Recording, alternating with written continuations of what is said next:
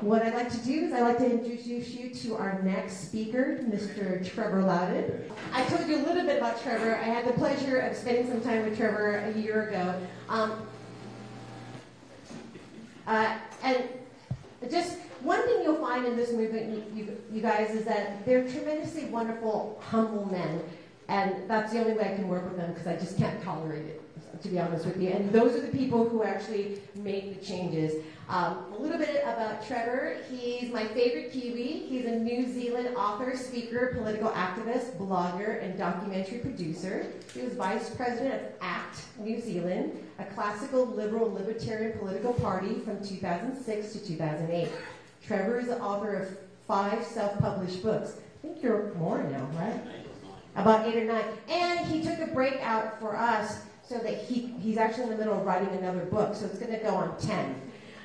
He also runs the website keywiki.org, a wiki format project which contains articles on left and center political groups, primarily in the U.S. Trevor was featured in 2016's documentary entitled Enemies Within. He's also a contributor to Epic Times and hosts his own show, or he used to host his own show on Epic TV. It's still up. If you want it, we'll send it to you. Trevor will also introduce his latest video production, Enemies Within the Church, which exposes the rise of Marxism within the walls of Christian churches and religious institutions throughout America, and how this infiltration has redefined the traditional narrative between separation between church and state as an acceptable doctrine. So with that said, I'd love to introduce you to Trevor Louden.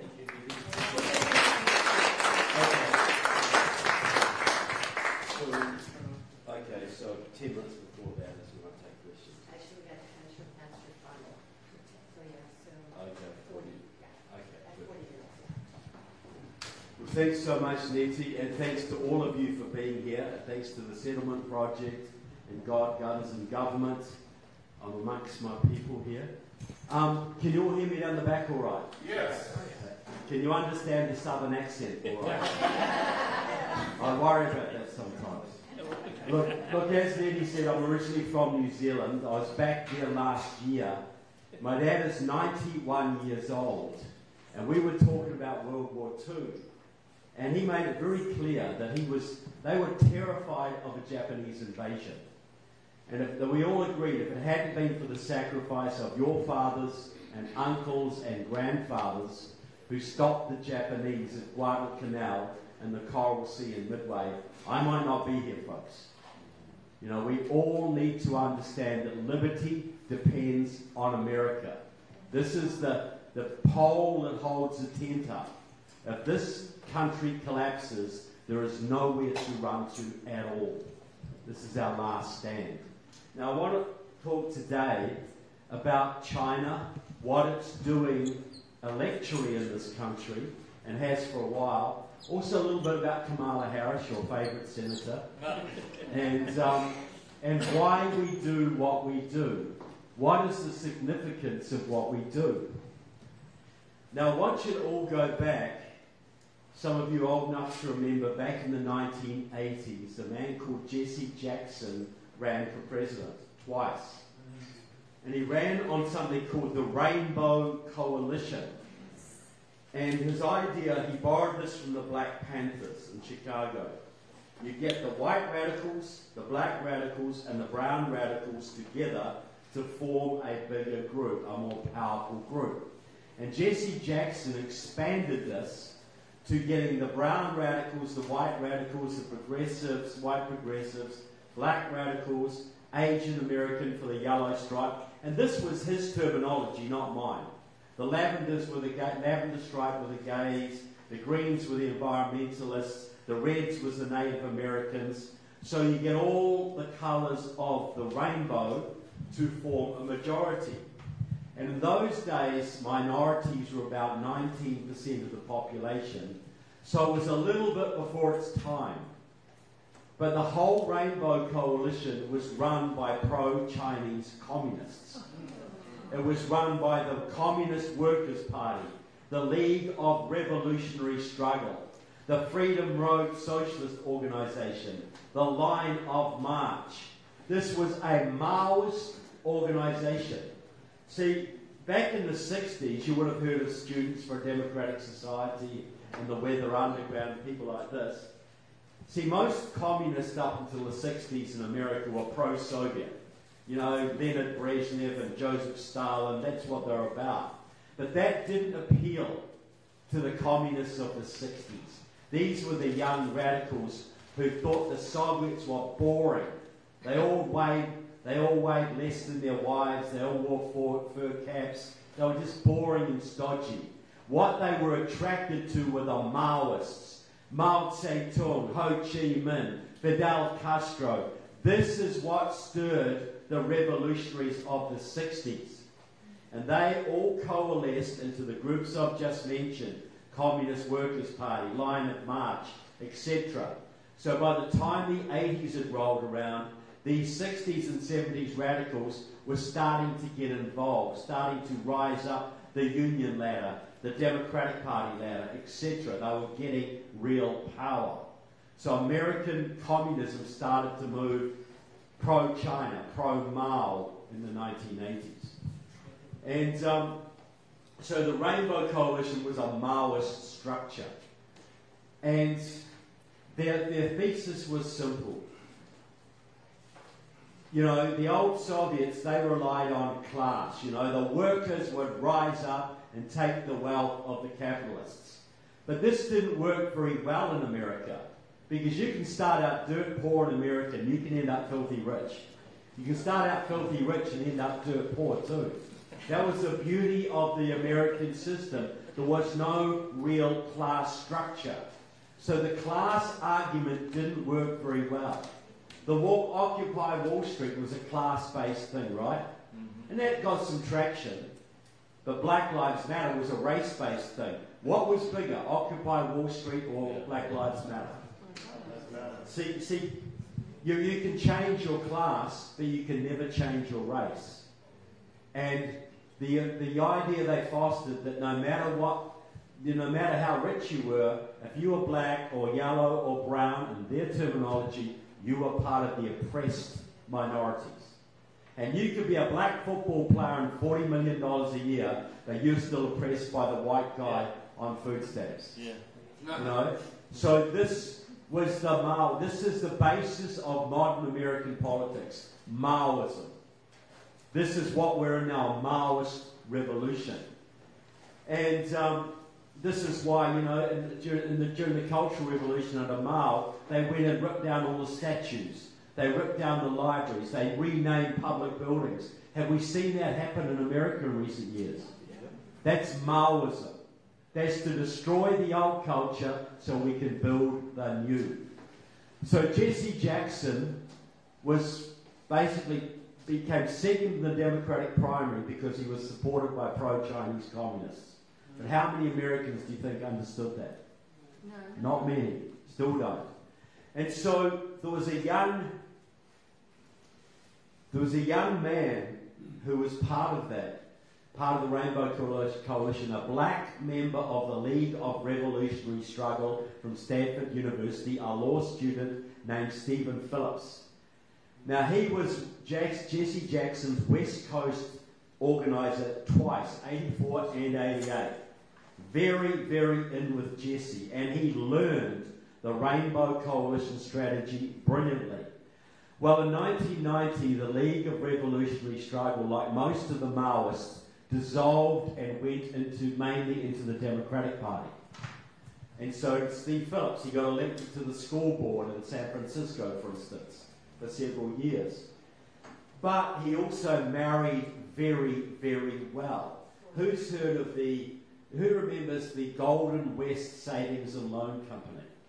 Fifth biggest S&L in America. They sold out to Wachovia Bank, and the number of subprime mortgages they had sent Wachovia bankrupt. But the owners of it, Herb and Marion Sandler from San Francisco, walked away with a $2 billion profit. And their daughter married Stephen Phillips. So Steve Phillips, this young black law student, is now married into one of the biggest fortunes in America.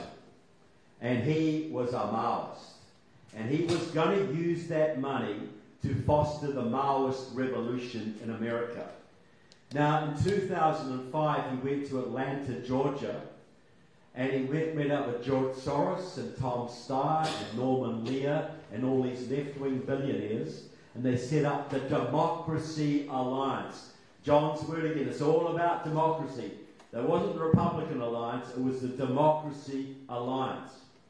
And this was all these billionaires. You have to spend at least $200,000 on left-wing causes just to belong to it per year. And now it's got over 150 of these people in it, coupled with some of the major labour unions in this country. So he helped to set that up.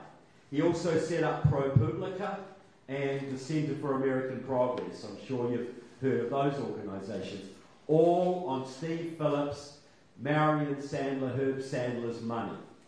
This $2 billion. So in 2008, Steve Phillips goes out there and he does a voter registration drive in 17 southern and southwestern states to energise the black and Latino populations of these southern states. And that, plus a $10 million donation from his wife, Susan Sandler, is what got Barack Obama ahead of Hillary Clinton in the 2008 primary. So Barack Obama ran on the Rainbow Coalition strategy. At the last Democratic convention, there was all these speeches about what they owed to Jesse Jackson. Because that was where the Obama idea came from. Progressive whites, progressive blacks, Latinos, Asian Americans, Native Americans, the Rainbow Coalition, or as they now call it, the New American Majority. And by the time Obama ran, minorities were close to 40% of the population. See, this is the thing. This is why they hate Trump. This is why they really hate Trump. Because the whole plan for communist America revolves around using the minorities. Because if you're a minority, you've got to be a Democrat, right? But Trump has been bringing the minorities to conservatism. He's destroying the Rainbow Coalition strategy. Right?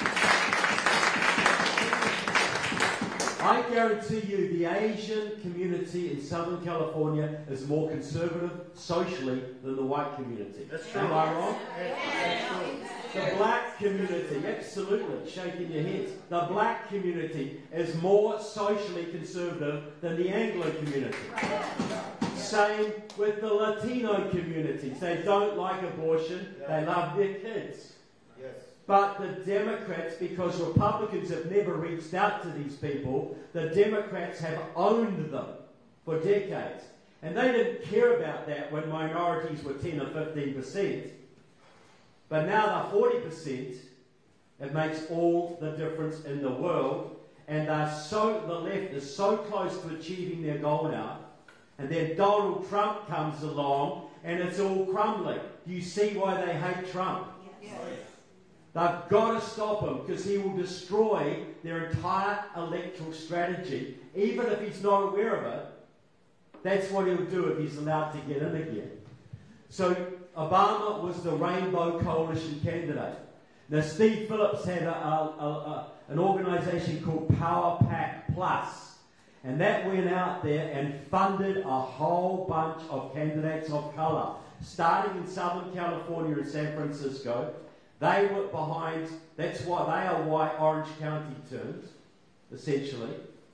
Orange County flipped and started out in 1996 when Loretta Sanchez beat B1 Bob Dornan, the old conservative, because using illegal immigrants and vote fraud, they flipped it. That was the first major step in turning California blue.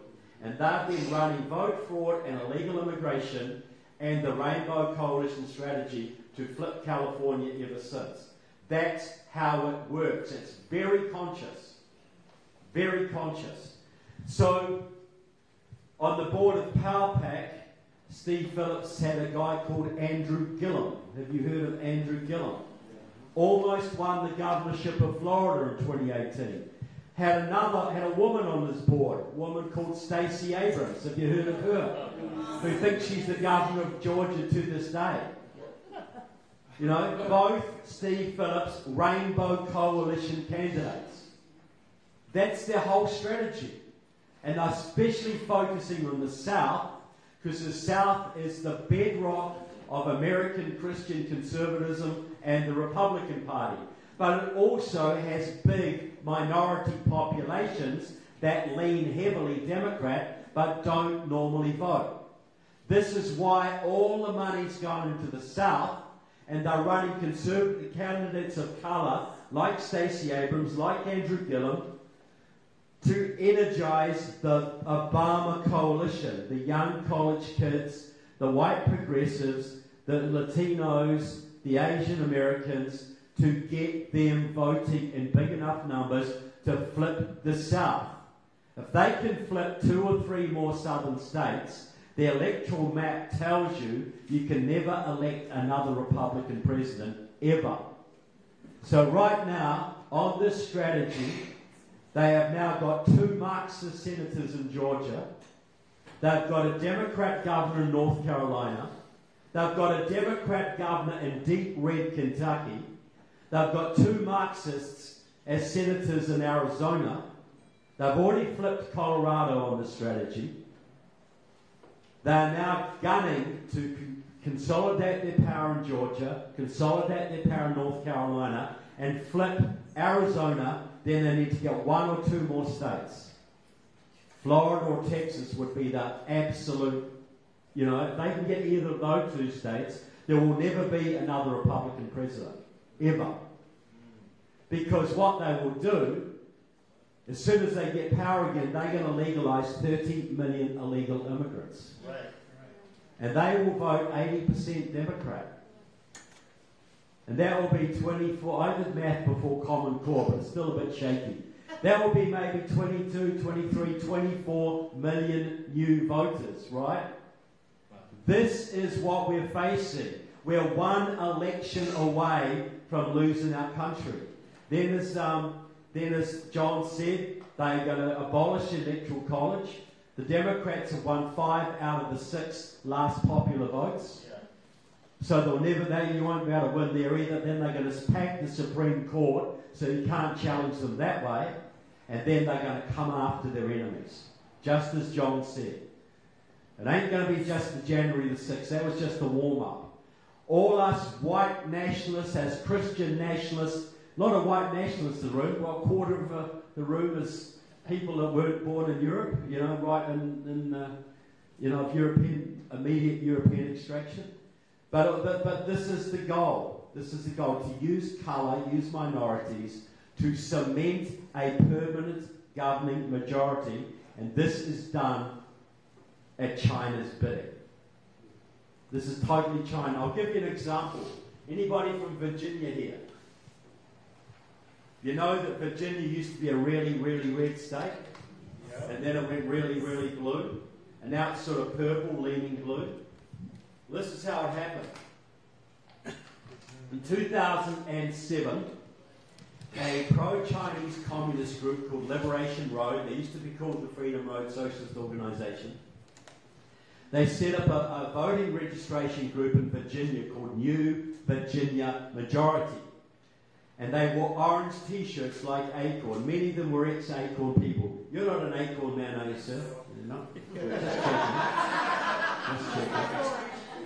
Okay, good. I'm glad. But anyway, so they did this. They set this up, and in about 5 years, they had signed up about 300,000 minority voters in northern Virginia. And then they worked with Terry McAuliffe, the governor of Virginia, to personally sign 200,000 pardons for Virginia felons. It was against the Constitution, so he personally signed 200,000 pardons. And that 500,000 voting base is what they used to flip Virginia. Very scientific, very organised. They had every single precinct in Virginia mapped out. They were using GIS computerised maps. They could tell you every neighbourhood where the Khmers lived, where the Puerto Ricans lived, where the Iranians lived. So they could send Iranian volunteers into Iranian households, Puerto Rican volunteers into Puerto Rican households to maximise their get out the vote. Now those maps were produced and still are being produced by a Liberation Road communist called Steve McClure, who works out of the who was a graduate of the Geography Department of George Mason University. But he's been making those maps and still is working out of the Geography Department of Wuhan University, China. Now this is all documented, people. I'm writing a book now all about Kamala Harris. It's coming out, going to the printer today. You know, they have all of this in there. All of it. The Chinese, you think about what you would do if you were China. Would you want to risk, and they want to bring this country down, folks. They don't want to just out-compete us. They want to physically eliminate us and occupy this nation. You read the book Unrestricted Warfare, written by 2 Chinese colonels in 1999, which is required reading for all military officers in China today. It's all about bringing America down through unconventional warfare. Biological, chemical, fentanyl's part of that, buying up farmland, corrupting politicians, Black Lives Matter is a big part of that. All of it. All of these things are Chinese operations to weaken and destroy America so we can eventually be conquered. So their troops can walk into a conquered country. That's their plan. And so if you were Xi Jinping and you wanted to bring this country down, would you want to risk a multi-billion-dollar trade war before that you might lose? Or do you want to risk a multi-trillion-dollar shooting war when we're doing the damage to ourselves? Or would you rather spend a few $billion buying American politicians and helping to guide your communist friends on the ground interfering in elections in America? What would you do?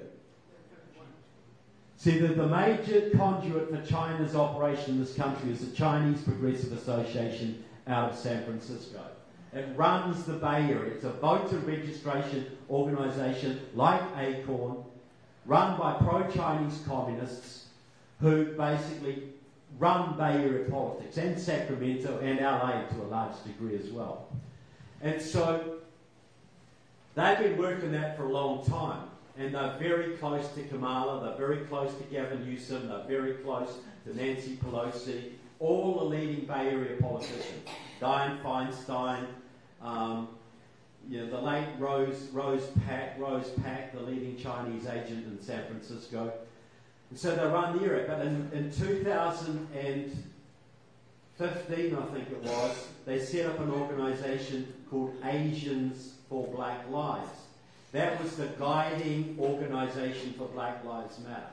Black Lives Matter is a pro-Chinese communist organisation, 100%. All those riots were run by the Chinese, effectively. And so in 2017, they started another organisation called Seed the Vote, run by the same people who started Black Lives Matter. And they had a whole network of voter registration organisations in key swing states. They obviously had New Virginia majority. They had New Florida majority. They had the Carolina Federation of the Carolinas. They had Kentuckians for the Commonwealth in Kentucky. They had California cause in this state.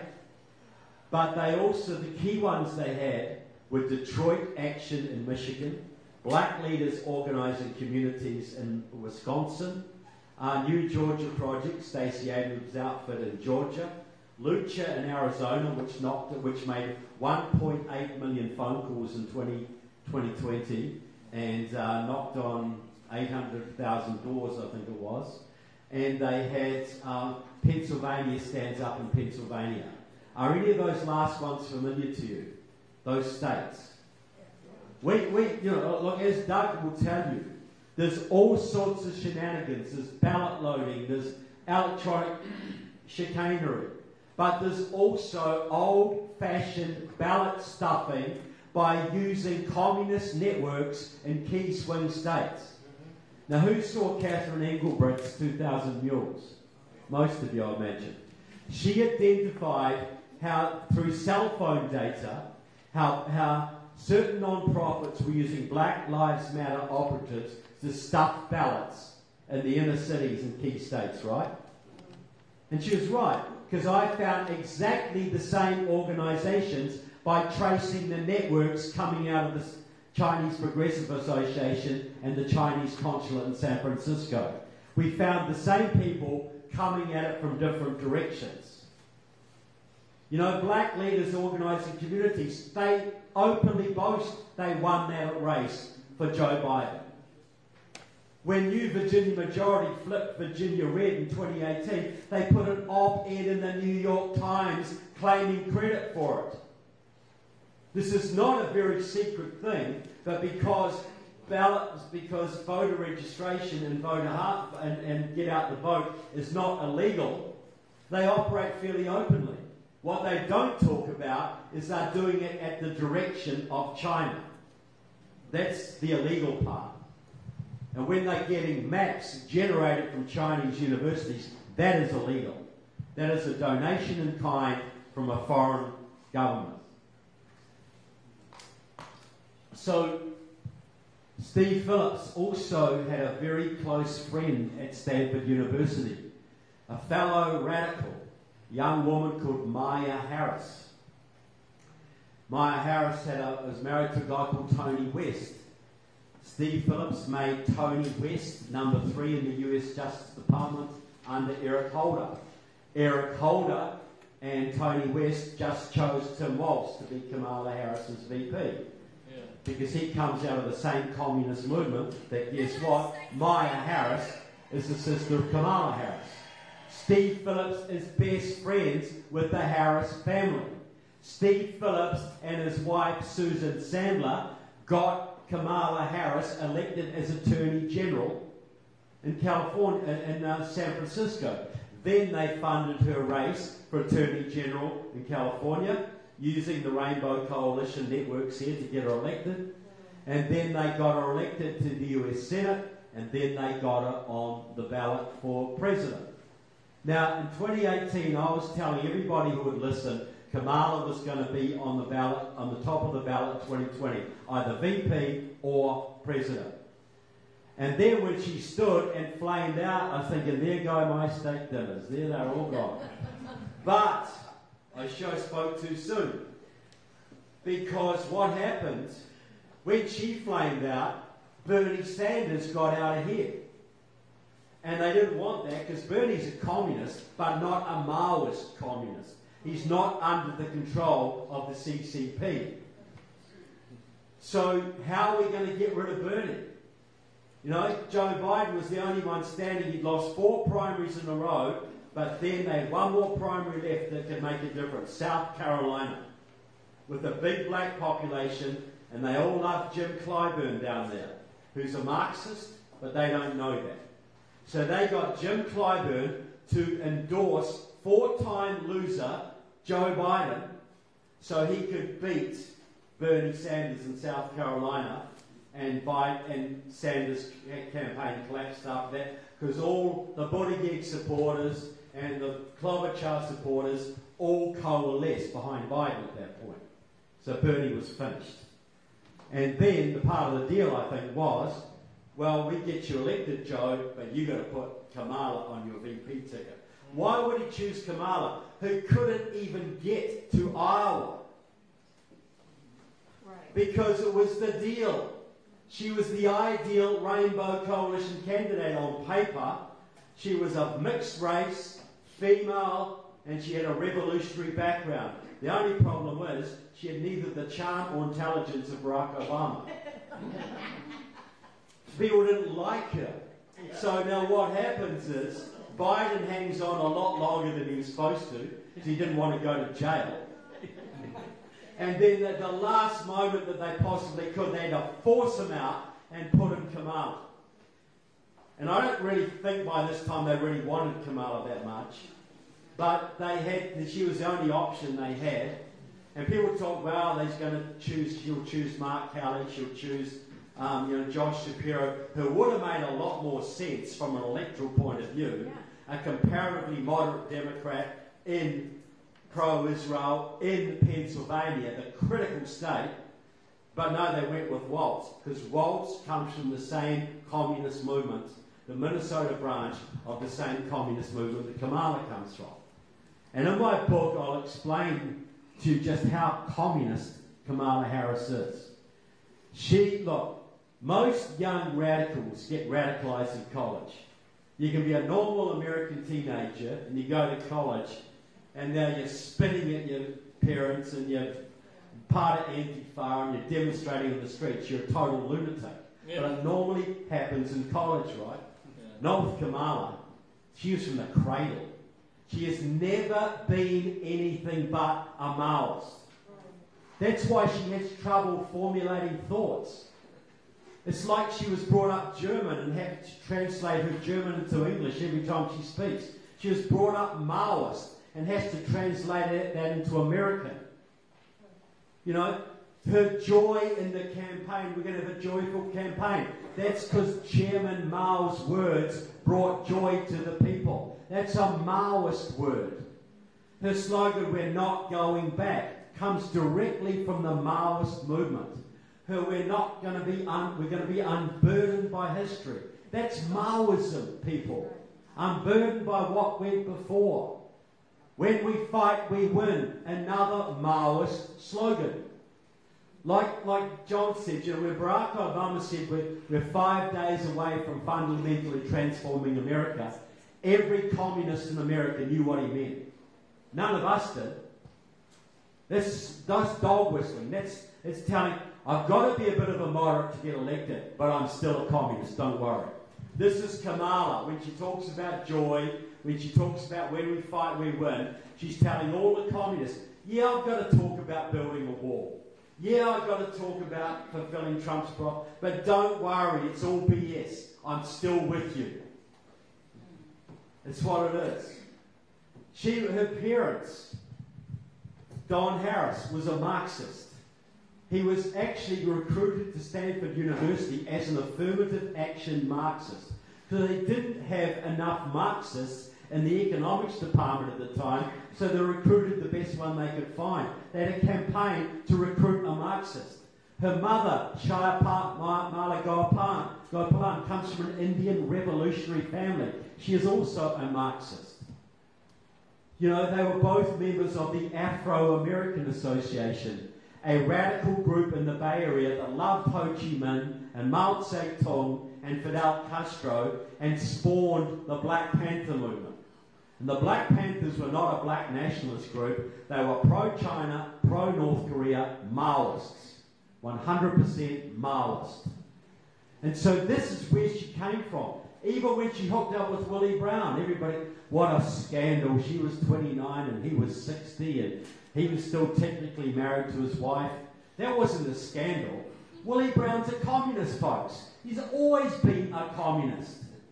He was elected in his first election by the W.E. Du Bois Club, the youth wing of the Communist Party USA.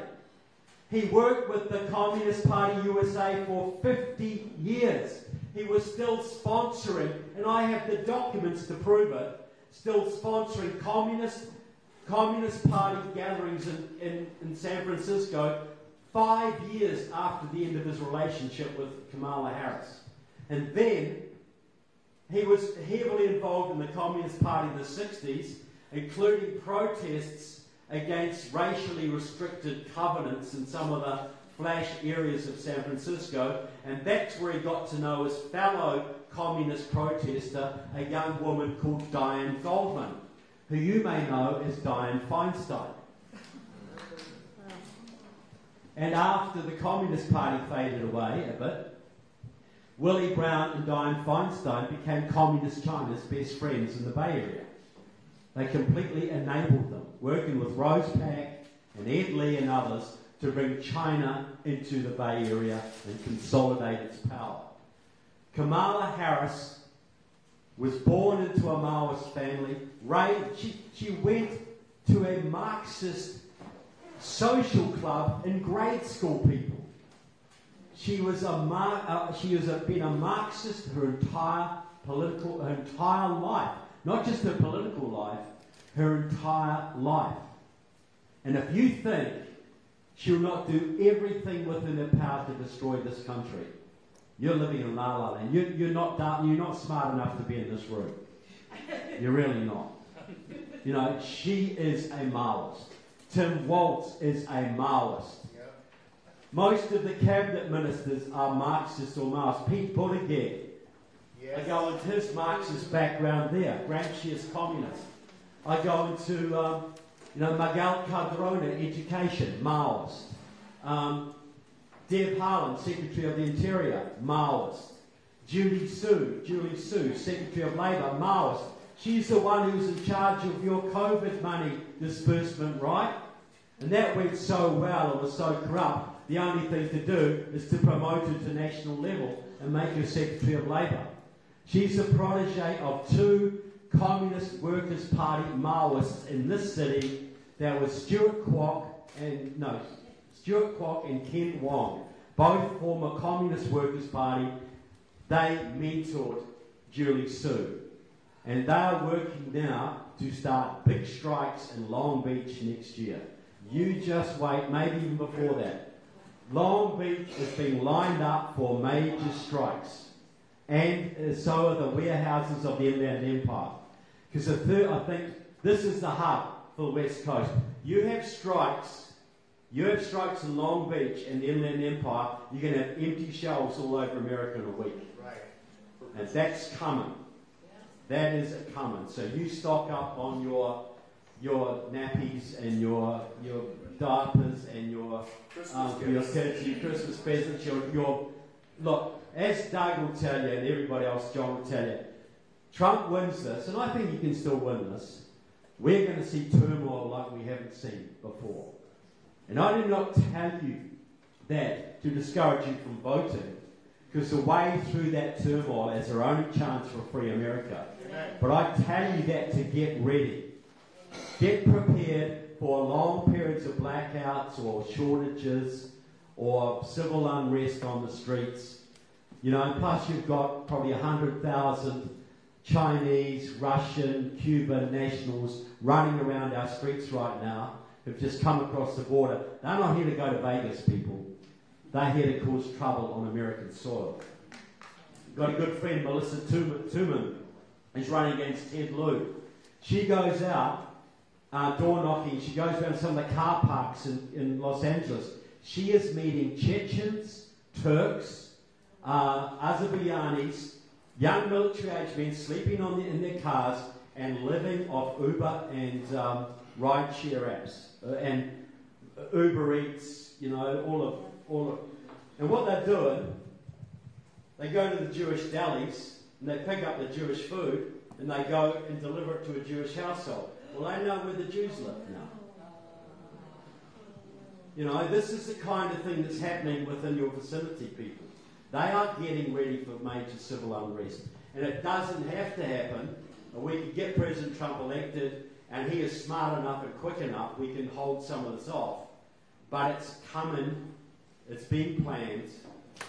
You know, we could be, and on an international front, when President Trump was in power, Putin was in his box, Rocket Boy was in his box, Xi Jinping was in his box, and so were the mullahs. Now they're all out of their box, right? Because they don't fear the president at all. He's their man. You know, as I say, Biden's been working for the Russians since the early 70s, been working for the Iranians since the late 70s, and the Chinese since at least 2001. Do you think they're going to be scared of Kamala Harris? Do you think Xi or Rocket Boy is going to be in any way intimidated by Kamala Harris? Everybody in America should be thinking this. Whether you're a Democrat, whatever you are, the next president is going to be facing major international challenges. Major. You think you can make peace in Ukraine in a day? You're kidding yourself. But whatever, even if you fix that one, you still got Rocket Boy, you still got the mullahs, you've still got Xi Jinping, and you've still got most of the countries in Latin America that are now communist, and 100,000 of their enemy agents in our country. You're going to be facing some massive challenges. Would you rather have Donald Trump in charge at that point, or would you rather have Kamala Harris? That is the question that every look, American women are very concerned about the security of their children. Now, they might vote on the abortion issue or whatever. I'm talking about liberal women. But every one of them should be told that if Kamala Harris is in power, we're going to be facing major challenges from Xi and all of those people. And it won't be just their sons being drafted, it will be their daughters too. They've got to understand this. This is the big picture here. These countries want to bring us down, and if we have another weak president who's been working with our enemies most of our lives, how's that going to go? So I believe we face some challenges, but I will say this. Why do I still keep doing what I do? And why does Dr. Frank keep doing what he's doing? And Nettie and John and all of you people here. I think just about everybody here, I can guarantee, has some faith foundation in their lives. Right? Amen. We all understand this is good versus evil. Yes. This is why we do what we do. Now, in the book of Revelations, they talk of this little chapter at the end, talk about the people who go to hell at the end of time. And they have the idolaters and the murderers and the thieves and the liars. Liars are big. But you know the very first two groups? First the cowards and the faithless. The cowards and the faithless. So what does it tell God if you're a coward? It tells God you have no faith. Because if you have faith, what are you scared of on this earth? You fear God, but you fear nothing else, right? Yes. You should fear nothing else. So if you're a coward, you've got a faith issue. You've got a deep faith issue. All these cowardly pastors out here who won't stand up to the government, who are scared of not being invited to the pastor's picnic at the end of the year, how do you tell if you have a faithful pastor?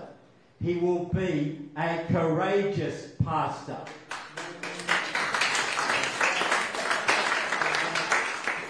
Because if God hates the cowards and the faithless more than anyone else, cowardice is not just a failing, it's a sin, people.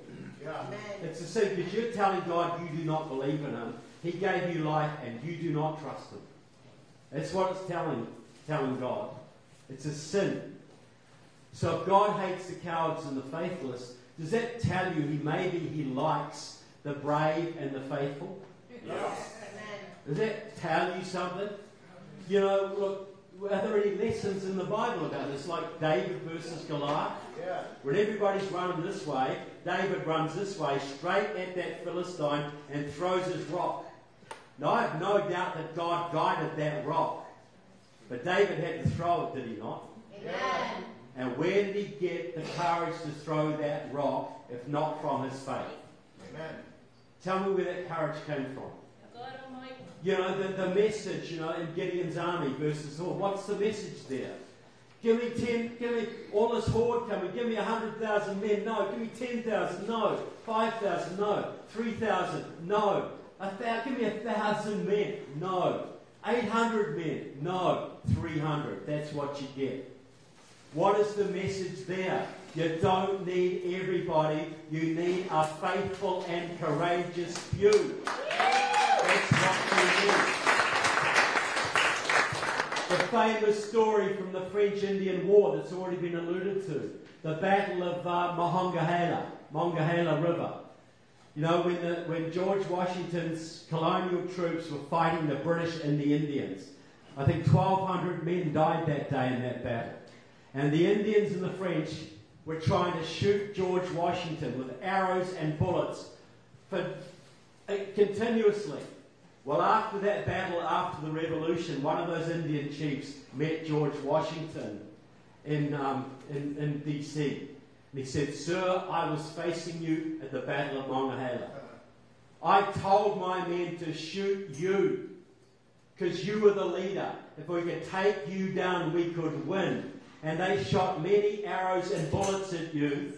And I know they went through your tunic.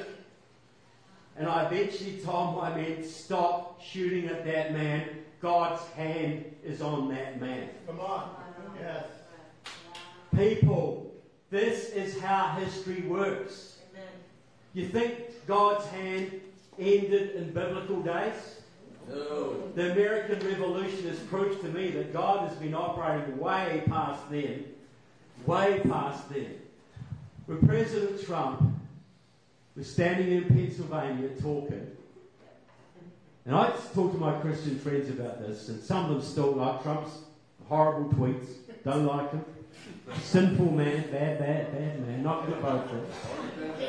Orange man, bad. I say, look, okay, if that bullet had gone 2 inches to the side, it would have been a big incident, okay? But it wouldn't have been what it became. If that bullet had gone 2 inches the other way, it would have killed him. But it hit his ear, his right ear, drew blood, he went down and he came up, fight. You know? Could God have planned that any more effectively to send a message than what he did?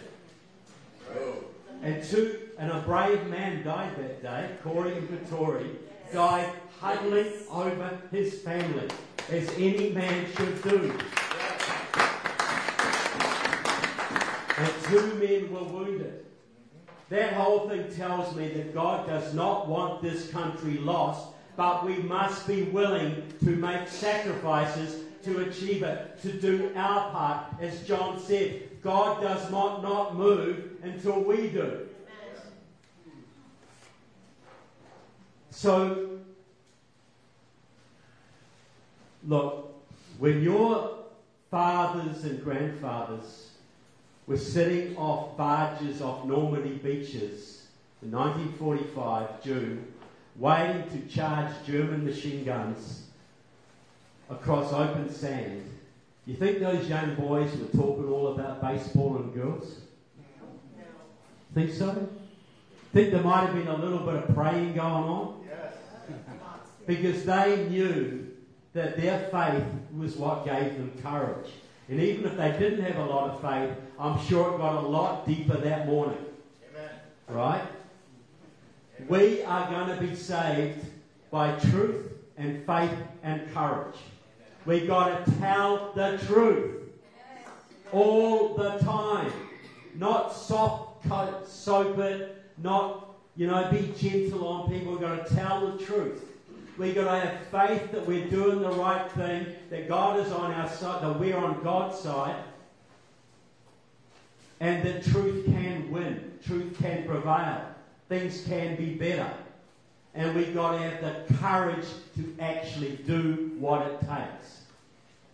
Do you think God is going to help a bunch of faithless losers and cowards? Really? We've been that for the last 50 years, and what's it got us? This is the time for truth.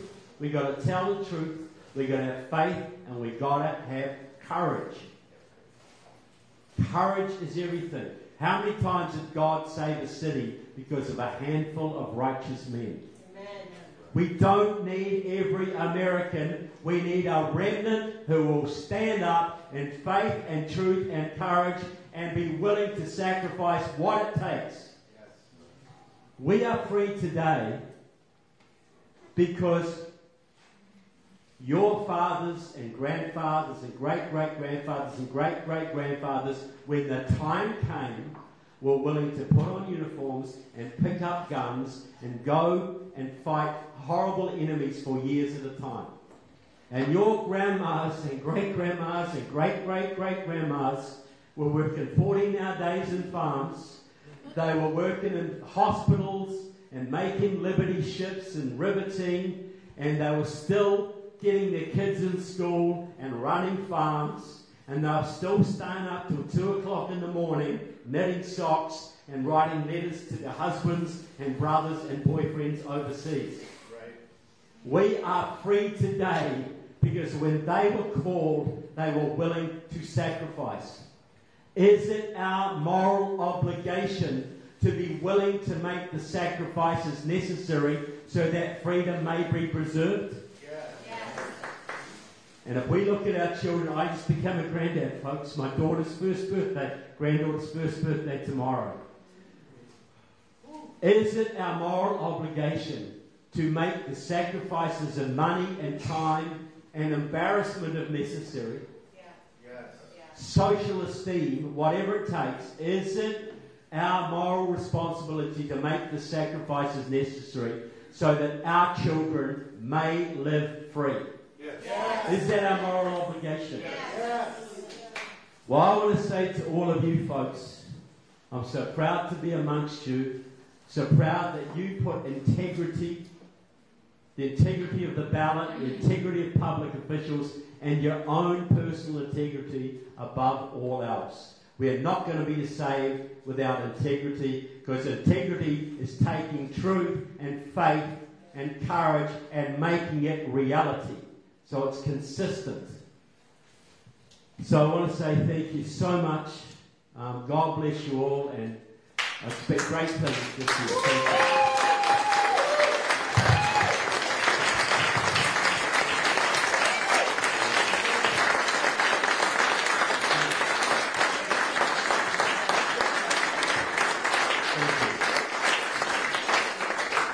Thank you. Thank you so much. I just want to say one thing. I do promote my books and that. That's great. You've got to be this is about the communists and your government and your churches. I didn't have them in. My new book of Kamala Harris is coming out, which goes into all the stuff I talked about, the elections, the Chinese interference, the Chinese backing of Kamala. It's going to the printer today. It'll be ready in a week, hopefully. But if you want to pre-order a copy, I've got a sheet of paper there. You can come and pay for it, and I will mail it to you as soon as it comes out. Because I think you would all benefit from that book. I hope to have it here today, but the hurricane and the illness of our graphic artist delayed it a little bit. But I just want to thank Nettie for all you do and everybody for being here today. Thank you.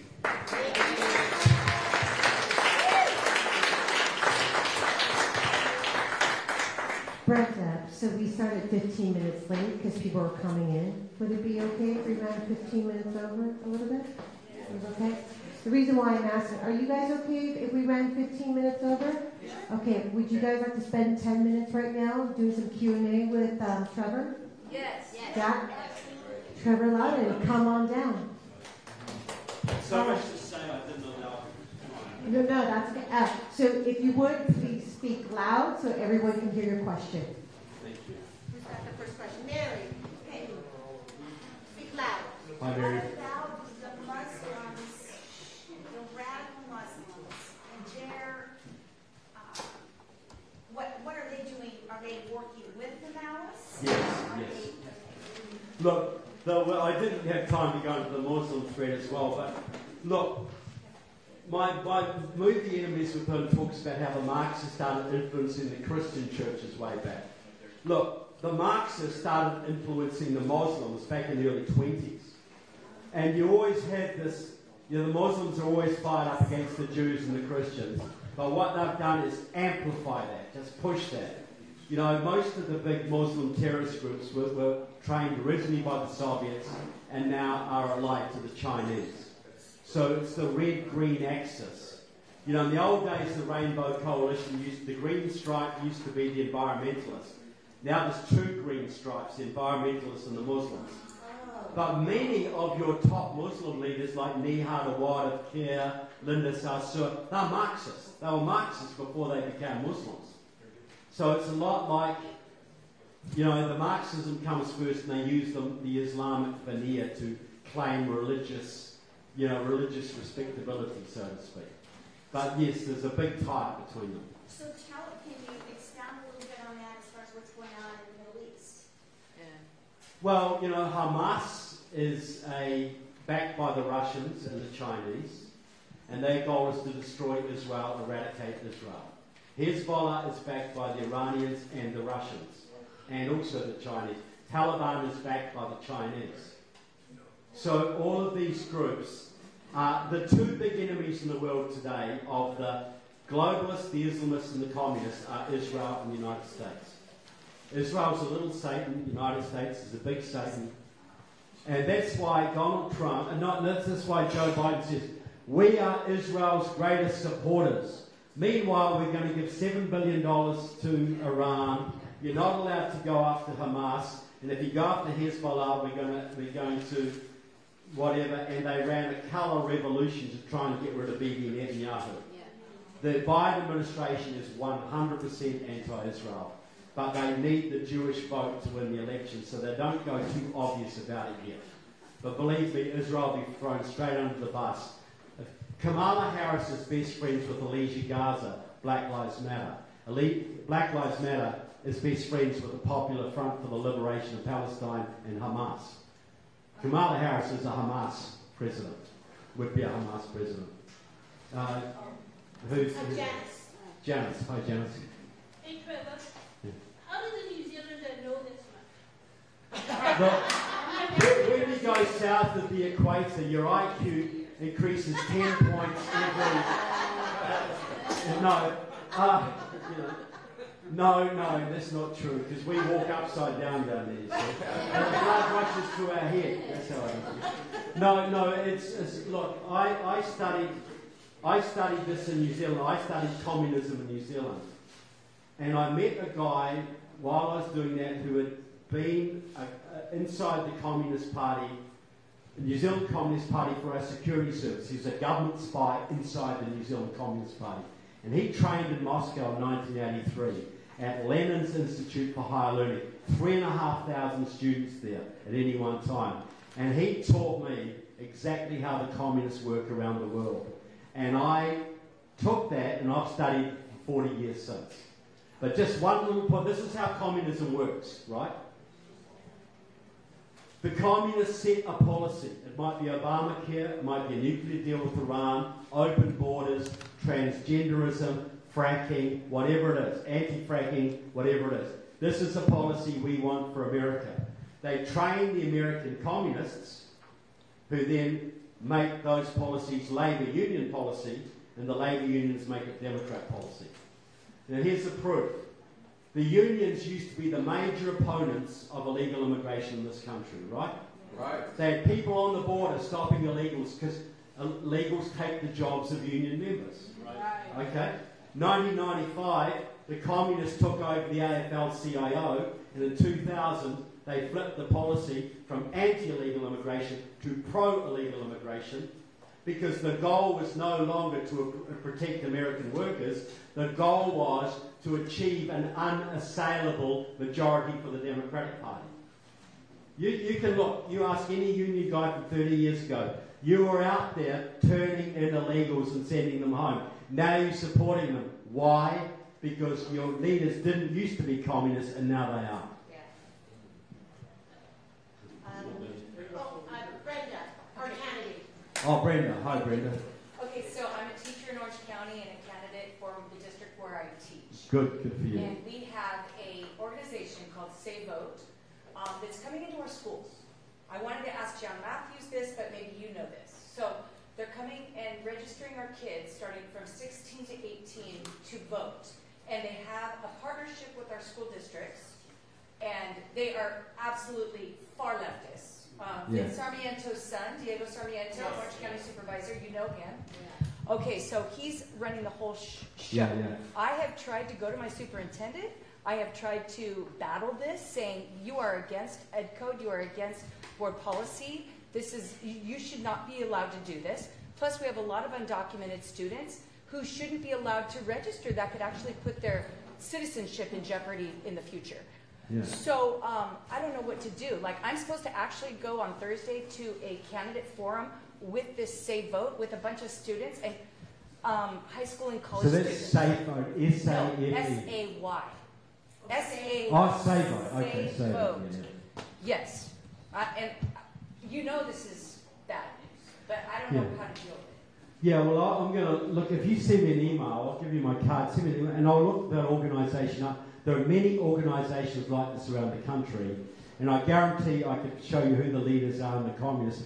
I don't know what you're going to do about it immediately, because they'll be backed by the teachers' unions, and the teachers' unions, the school boards are terrified of the teachers' unions generally, and get intimidated by them. I would love to know about the specific organisation, but are you trying to get them not to be able to come to the schools? Is that your objective? I think he's already in. I went to city council and they said, how could you question his integrity when he's a Truman? He won the Truman Award.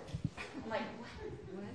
Yeah. Look, there's a Truman security project called the Truman Security Project, run by communists. Yes. But they use, like the communists who fought in America in the Spanish Civil War during the war, called themselves the Abraham Lincoln Brigade. You know, the communist training school in Chicago that Frank Marshall Davis taught at, the mentor to Obama, was called the Jefferson School. You know, they'll always co-opt our heroes, you know, to use it. But look, please talk to me and I'll look them up and see if I can find some information for you. But look, you're absolutely right, they're left-wing. They'll sign up 12-year-olds and give them ice creams to vote if they can. This is all about, look, and when we first started this republic, you had to own property to vote. They have continually lowered the franchise to get as many people and low information voters they can, because the dumber the voting base, the more easy it is to promote socialist policies. So this goes perfectly in line with that now. But, New Zealanders vote. well, that's right. That's right, and that's scraping the bottom of the barrel. Yeah. We have time for two more questions. You and then you. Trevor, thanks for coming here from New Zealand. I live here now, by the way. I'm in free Florida. Well, God bless you. Because during the COVID, New Zealand was locked down tighter than a safe in a bank. Yeah. And I really think that I don't know how did you live there during the COVID? No, but my family did. This is the thing. Okay, great. You'll notice that all of the states and all of the countries around the world that had the tightest restrictions are all the ones with the most Chinese influence. This was, look, Gavin Newsom, who's a puppet of China, this is how they enforced it. The restrictions were to destroy our economy and dispirit the people. Sweden was the least regulated country in Europe that has the least Chinese influence. Victoria in Australia was run by a pro-Chinese premier. They had the toughest restrictions in Australia. My Prime Minister, Jacinda Ardern, is a Maoist. Okay? They took her to Harvard to teach her how to regulate your speech across the world. Look, what the Chinese have is a thing called the mass line. Mao came up with the mass line. Like during the Cultural Revolution at one point, every Chinese person had to kill 10 flies every day because too many darn flies. Well, the Communist Party sets a policy and everybody must conform. And if you do not conform, you'll be punished. So what happened to you if you try to say, well, maybe we should try herd immunity. Maybe we should try vitamin D therapy. Maybe we should try ivermectin or, hydroxychloroquine. What happened to you? We lived for 2.5 years under Chinese mass line enforcement. That's what we lived in. This all came through the World Health Organization, which is completely controlled by China. Tedros and Susan Mickey. The head of the behavioural modification in the World Health Organization is Susan Mickey of Britain, a 50-year veteran of the Communist Party of Britain. She's the one who sets all these policies. And her predecessor was Cass Sunstein, Obama's nudging czar.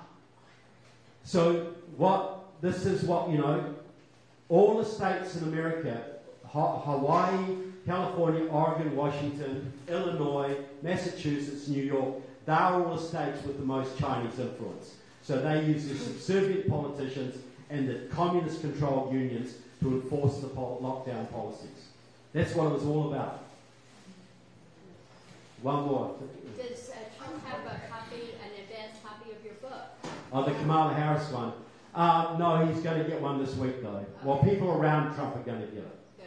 Yeah. All right, so, Robert, One of my good friends and his whole family despise Trump. The rabbis hate Yeah, Trump. yeah. The Jewish population majority hate Trump, love the Biden. What's going on? Idiots. Yeah, well, this is, you know, the Jews have been wedded to the Democratic Party since the 1880s. When the pogroms were happening in Russia, Grover Cleveland let them into America. That was the first relationship with the Democratic Party, and it's been cemented ever since. The Democrats were more actively opposed to Hitler before World War II, so that further cemented it. But the Communist Party has always made a policy to infiltrate two groups in America more than any other, the black community and the Jewish community. So this is, unfortunately, the Jews are very tribal and collective-minded people, and if they are part of the Democrat tribe, it's very hard to woo them away from that.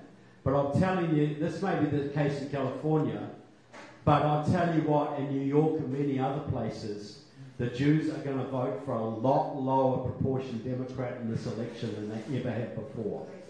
And this is the reason the Democrats hate Trump, is he's prizing a large chunk of the Jews away, a large chunk of the Hispanics away, a large chunk of the black population away. The whole minority strategy will crumble. Look, if the Republican Party goes properly populist, the Republican Party should be a working class, constitutional, small business party. That's what it should be. Social conservative. But the Republican hierarchy only wants to talk about money. They want lower taxes and deregulation.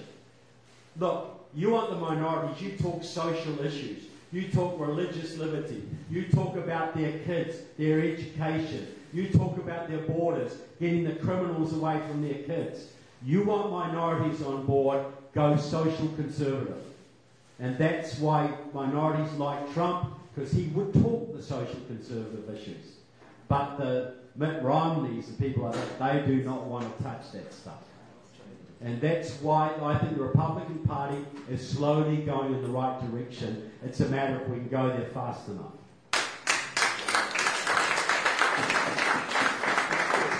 All right, thank you so much. Thanks so much. And always great to be here. Yes, I encourage you to go and embarrass Trevor by asking him to autograph your book and take a selfie with him.